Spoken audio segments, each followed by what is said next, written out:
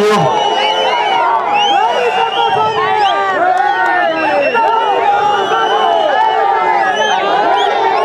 పేరింతలతో కర్పూర హారతలతో మీరు అందించిన అభిమానానికి కొల్లిపర గ్రామ ప్రజలందరికీ కూడా నా హృదయపూర్వక కృతజ్ఞతలు. అదేవిధంగా నేను మొన్న చెప్పాను, ఆంధ్ర ప్యారిస్ లో చందమామ లాంటి అందగారైన మనోహర్ గారికి నిత్యం కార్యకర్తలు వంటి పెట్టుకుని కష్టపడినటువంటి నిజమైన నాయకులు ఆలపాటి రాజా గారికి, డెల్టా టైగర్ కింద ఆలపాటి రాజా గారికి అందరికీ కూడా నా హృదయపూర్వక కృతజ్ఞతలు దీనికి వచ్చినందుకు. ఒక్కసారి మనం వెనక్కి వెళ్ళి చూస్తే, చరిత్రలోకి వెళ్ళి చూస్తే ఎప్పుడు ప్రభుత్వాలు మారిపోతా ఉంటాయి. 5 సంవత్సరాలకి 10 సంవత్సరాలకి ఒకసారి ప్రభుత్వాలు మారినప్పుడు ప్రజా పాలకులు ఎవరైనా కూడా గత ప్రభుత్వం చేసినటువంటి అభివృద్ధిని ఎప్పుడు కంటిన్యూ చేయాలి. ఎందుకంటే హైదరాబాద్ మహానగరంలో అభివృద్ధి చెందుతున్నప్పుడు, తెలుగుదేశం పార్టీ ఓడిపోయినప్పుడు వైఎస్ రాజశేఖర రెడ్డి గారు ముందుకు తీసుకువెళ్లారు. ఎయిర్పోర్ట్ను ఆపలేదు, రింగ్ రోడ్డును ఆపలేదు, అభివృద్ధిని ఎక్కడ కూడా డిస్టర్బ్ చేయకుండా ముందుకు తీసుకువెళ్లారు. అదేవిధంగా కొన్ని కొత్త పథకాలు తీసుకొచ్చి ప్రజల మన్నలు పొందినటువంటి వ్యక్తి రాజశేఖర రెడ్డి గారు. అందులో దానికి మాకు కూడా అభిమానం. అయితే గత 5 సంవత్సరాలు మీరు తీసుకుంటా ఉంటే తెలుగుదేశం పార్టీ చంద్రబాబు నాయుడు గారు పోలవరం లేట్ అవుతుంది అని చెప్పి పట్టిసీమని ఆగమేఘాల మీద సంవత్సరం రోజుల్లో కంప్లీట్ చేశారు. పోలవరం ప్రాజెక్టుని 72% 4 సంవత్సరాల్లో కంప్లీట్ చేశారు. ముంపు గ్రామాలు, తెలంగాణలో ఉన్నటువంటి ముంపు గ్రామాలను కలిపి ఒక సమర్థవంతంగా ప్రతి వారం సమీక్ష చేసి 72% కంప్లీట్ చేశారు 5 సంవత్సరాల్లో. మరి జగన్మోహన్ రెడ్డి గారు వచ్చిన తర్వాత కాంట్రాక్టర్ని మార్చేశారు, రివర్స్ టెండరింగ్ అని వేశారు. ఓకే, అయితే ఈ 4.5 సంవత్సరాల్లో కనీసం 4% కూడా పోలవరం ముందుకెళ్ళినటువంటి మాట వాస్తవమా కాదా అని అడుగుతా ఉన్నాను. మరి పట్టిసీమ తీసుకోండి, పట్టిసీమని ఫిల్టర్ కానీ అన్ని మెయింటైన్ చేయాలి కదా, పట్టిసీమ నీళ్లు కావాలంటే కరెక్ట్ గా. సో పట్టిసీమను కట్టిన దాన్ని కూడా మేనేజ్ చేసేటువంటి పరిస్థితి లేదు. మరి ఇది అసమర్థ పాలన అవునా కాదా? అవును కదా. మరి ఈ ప్రాంతంలో డ్రిప్ ఇరిగేషన్, ఈ ప్రాంతమే కాదు చాలా ప్రాంతాల్లో సెంట్రల్ గవర్నమెంట్ ఫండ్స్ ఎన్నో ఉన్నాయి డ్రిప్ ఇరిగేషన్ కి. డ్రిప్ ఇరిగేషన్ తీసుకుంటే చాలా టైం సేవ్ అవుతుంది, కాస్ట్ సేవ్ అవుతుంది, వాటర్ సేవ్ అవుతుంది, కరెంట్ సేవ్ అవుతుంది. మరి ఆ డ్రిప్ ఇరిగేషన్ కావాల్సినటువంటి రాష్ట్రానికి సంబంధించిన నిధులు మ్యాచ్ చేయకపోవడంతో దాన్ని పూర్తిగా మనం వాడుకోలేనటువంటి పరిస్థితి. అదేవిధంగా కృష్ణా డెల్టా వాటర్ ఉంటే వాటర్ని కూడా ఈరోజు తెలంగాణ రాష్ట్రం ఎక్కడో చాట పేచీ పెట్టి మనకి రావాల్సిన వాటా తగ్గించాలి అనుకుంటే దాని గురించి ప్రశ్నించడం సంగతి దేవుడు ఎరుగు, కనీసం చర్చించడం కూడా ఎక్కడా లేదు ఈరోజు మనం ఉన్నటువంటి ప్రభుత్వంలో. ఇవన్నీ మీరు అర్థం చేసుకోవాలి. పోనీ ఇసుక తీసుకున్నాం అనుకోండి, ఇసుక ఎంత దోపిడీ అంటే, ఇసుక ఇంత దోపిడీ జరుగుతుందని వీళ్ళు కంప్లైంట్ చేస్తే, green tribunal, national green tribunal కి కంప్లైంట్ చేస్తే వాళ్ళు వచ్చి చూసి 140 రీచ్లు ఈ రాష్ట్రంలో ఉన్నాయి, అయితే 40 రీచ్లకి మీకు లైసెన్స్ ఇస్తున్నాం, వీటిని తవ్వుకోండి, ఎందుకంటే అవి తవ్వడం వల్ల చుట్టుపక్కల గ్రామాలకి కానీ ప్రజలకు కానీ ఇబ్బంది తక్కువ అనిస్తే వీళ్ళు 40 రీచ్లు చేయాల్సింది పోయి అసలు ఎవరికీ తెలియని 500 రీచ్ల ఇసుక రీచ్లు కనిపెట్టారు. వీళ్ళు కనిపెట్టి 25 మంది కలెక్టర్ల చేత సెంట్రల్ గవర్నమెంట్ కి, నేషనల్ గ్రీన్ ట్రిబ్యునల్ కి ఇక్కడ ఇసుక మాఫియా జరగటం లేదు అని చెప్పి 25 మంది కలెక్టర్ల చేత రాయించిన మాట వాస్తవమా కాదా? ఇసుక దోపిడీ జరుగుతుంది కదా.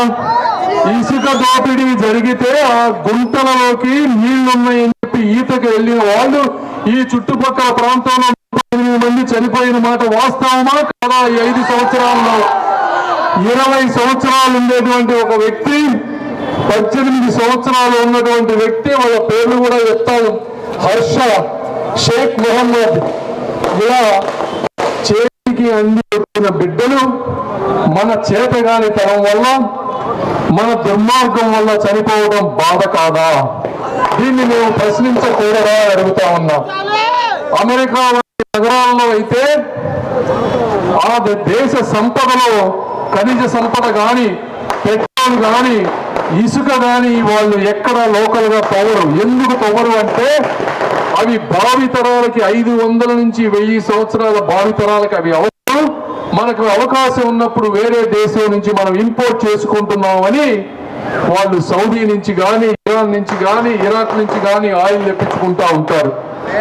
మరి మన దరిద్రం ఏంటంటే మన ప్రాంతంలోని ఇసుక, గ్రావెల్, గ్రానైట్, బాక్సైట్ మొత్తం పక్క రాష్ట్రాలకి, పక్క దేశాలకి వెళ్ళిపోతా ఉంటే వచ్చే జనరేషన్స్ పిల్లలకి ఏమి మిగులుతాయని అడుగుతా ఉన్నాను. ఈ డబ్బంతా ఎక్కడికి పోతోంది అని మీరు అందరూ అర్థం చేసుకోవాలి. ఎక్కడికి పోతోంది ఈ డబ్బంతా కూడా? మరి ఇంత అవినీతిమయమా అడుగుతా ఉన్నా. జగన్మోహన్ రెడ్డి గారు చేసినటువంటి ఇళ్ల స్థలాల పంపిణీ గురించి మాట్లాడదాం. 1 సెంటు స్థలాలను ఇచ్చారు. ప్రతి పేదవాడికి ఇల్లు అనేది కంపల్సరీ ఉండవలసిన బాధ్యత, అది ప్రభుత్వాల బాధ్యత, దాన్ని తప్పకుండా పాటిస్తాం.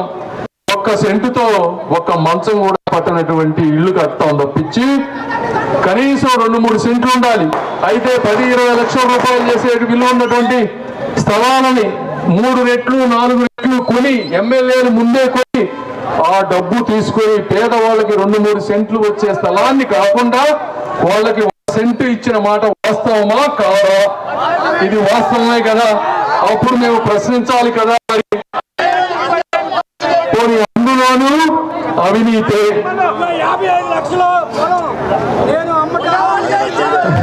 మరి చూడు, 5 లక్షలది 55 లక్షలు అంటే ఈ ప్రజాధనం ఎవరిది? మనందరం కట్టిన ట్యాక్సులే కదా. మరి కొంతమంది, కొన్ని వ్యక్తులు, కొంతమంది అధికారులు దోచుకుంటూ ఉంటే ప్రశ్నించడానికి ఒక పెమ్మసానో, ఒక పవన్ కళ్యాణ్ రాకూడదా అని అడుగుతా ఉన్నా. ఎందుకు రాకూడదు? పోనీ ఇది తీసేద్దాం, రాజధాని విషయంకి వద్దాం. రాజధాని 33,000 ఎకరాలు ఇచ్చారు. దాన్ని డెవలప్ చేస్తే కనీసం 10-20 కోట్ల రూపాయలు అయినా కూడా వాటి విలువ దాదాపు 1,00,000 నుంచి 2 లక్షల కోట్ల రూపాయల సంపద. ఇది ఆంధ్ర జాతి మొత్తానికి కావలసినటువంటి సంపద. ఈ హైదరాబాద్ మహానగరం తెలంగాణ మొత్తాన్ని ఆదుకుంటున్న మాట వాస్తవమా కాదా? ఇది డెవలప్ చేస్తే చుట్టుపక్కల 10 లక్షల మందికి ఉద్యోగాలు వచ్చాయి.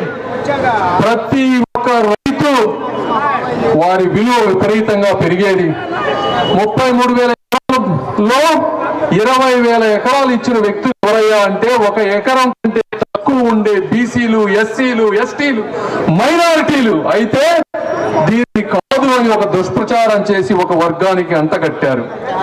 5 ఎకరాలు కంటే తక్కువ ఇచ్చిన వాళ్ళు 7-8 వేల మంది మాత్రమే. 33,000 మందిలో 20,000 మంది మాత్రం 1 ఎకరంలో ఉన్నవాళ్ళు తీసుకున్నారు.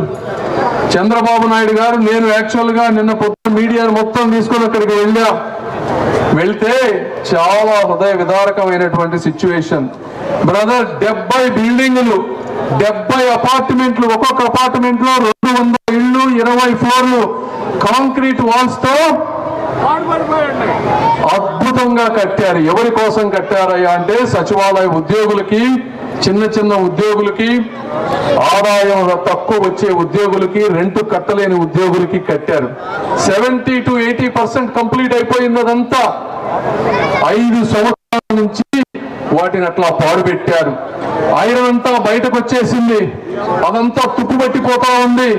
పిచ్చి మొక్కలన్నీ వాటి మధ్య మొలుస్తా ఉన్నాయి.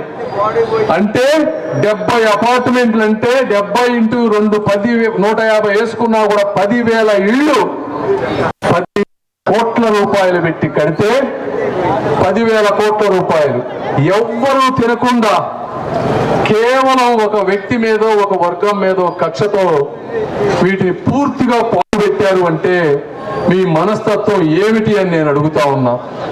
10,000 కోట్ల రూపాయలు మనం కట్టిన పన్నులు కాదా, మన వల్ల పెంచిన కరెంటు బిల్లులు కాదా, మనం కట్టే చెత్త పన్ను కాదా? మరి ఇంతటి దుర్మార్గం, ఇంతటి కక్ష ఎందుకు మీకు అని అడుగుతా ఉన్నా. కాబట్టి ఇక రోడ్ల గురించి మీకు నాకంటే మీకు తెలుసు. ఆ రోడ్లను ఆ గొంతుల్లో పడి ఏ రోజు ఎవరు చనిపోతారో, తల్లో తాతో అమ్మో నానో అన్నో తమ్ముడో అక్క చెల్లో ఎవరు చనిపోతారో కూడా తెలియనటువంటి పరిస్థితి.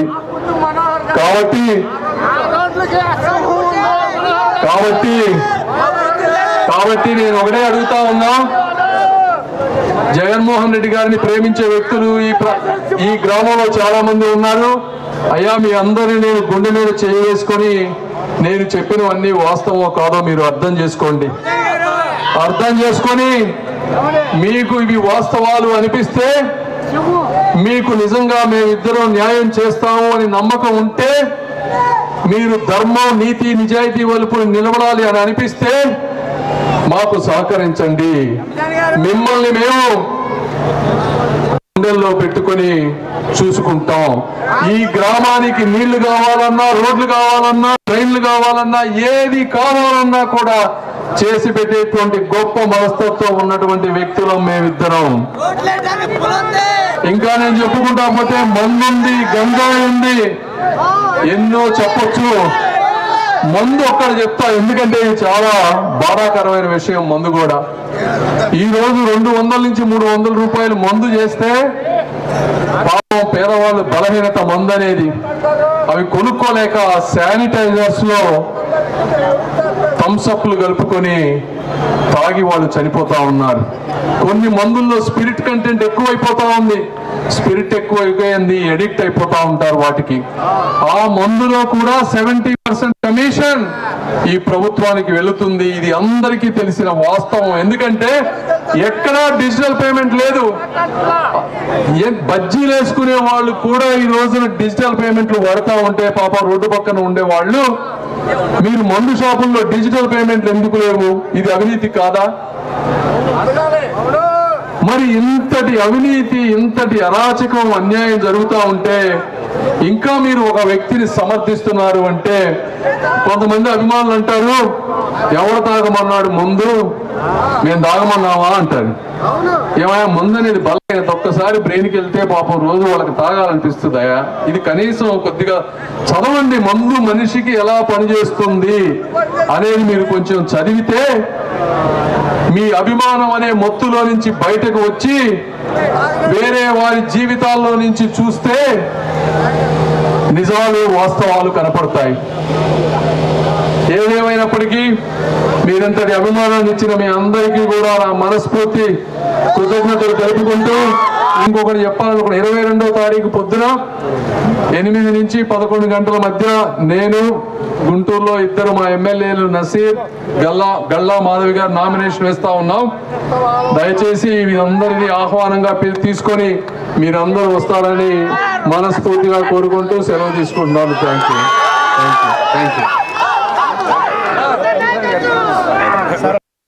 టీడీపీ, బీజేపీ, జనసేన మిత్రపక్షాల కూటమి తరపున గుంటూరు పార్లమెంట్ సీటుకు పోటీ చేస్తున్న పెమ్మసాని చంద్రశేఖర్ గారికే ఓటు వేద్దాం.